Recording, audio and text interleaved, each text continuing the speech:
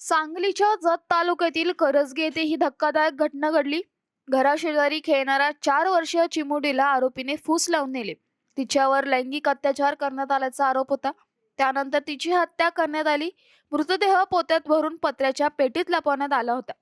चिमुरडी बेपत्ता झाल्यानंतर आरोपी शोध मोहिमेतही सहभागी झाला. तपासादरम्यान स्थानिक गुन्हे शाखेने पांडुरंग सोमण्णा कळरी याला अटक केली. या प्रकरणाचा खटला फास्ट ट्रॅक न्यायालयात चालवण्यात आला.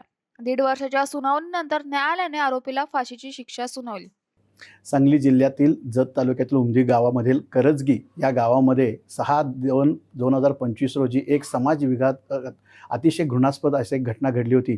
4 वर्षाच्या एक बालिकावर 45 वर्षाच्या धडधाकट पुरुषाने अत्याचार करून तिच्यावर बलात्कार करून खून केला होता.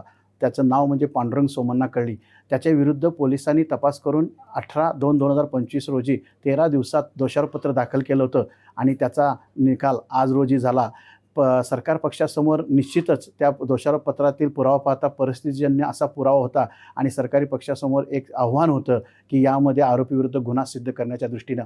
त्या दृष्टीनं 15 साक्षीदार या कामी तपासले. त्यामधील एक साक्षीदार म्हणजे तिच्या मैताची चुलत बहीण, त्याचप्रमाणे एक तेथील असलेला स्वतंत्र साक्षीदार जो शेतामध्ये ट्रॅक्टरने शेत नांगरत होता. त्यांनी या आरोपी आणि ही मयत यांना शेवटचं पाहिलं होतं आणि अवघ्या 2 तासात तिचा घृणास्पद खून झाल्याचा उघडकीस आला प्रकार. आणि त्या आरोपीच्याच घरामध्ये त्या आरोपीनं तिच्यावर खून करून तिला टिन बॉक्समध्ये म्हणजे जे ट्रंक असते त्या ट्रंकमध्ये कोंबून ठेवलं होतं. आणि हा प्रकार उघडकीस आल्यानंतर समाजामध्ये खूपच वाईट असा हा प्रकार असल्याकारणानं हळहळ व्यक्त होत होती. त्याचा आज निकाल लागला आणि त्या आरोपीविरुद्ध जो पुरावा आला, सरकार पक्षाने त्यासाठी जे कष्ट घेतले, ज्या साक्षीदारांच्याकडून जी परिस्थिती आणली, त्या परिस्थितीला ग्राह्य धरून ही रेअर केस आहे. समाजाला काळीमा फासणारी आहे. समाजामध्ये एक विचित्र असा संदेश देणारी घटना होती आणि त्याला एकमेव शिक्षा होती ती म्हणजे फाशी. आणि ती समाजाची जी मागणी होती फाशी व्हावी, ती माननीय पोक्सोचे जे न्यायाधीश आहेत श्रीमती मोहंती मॅडम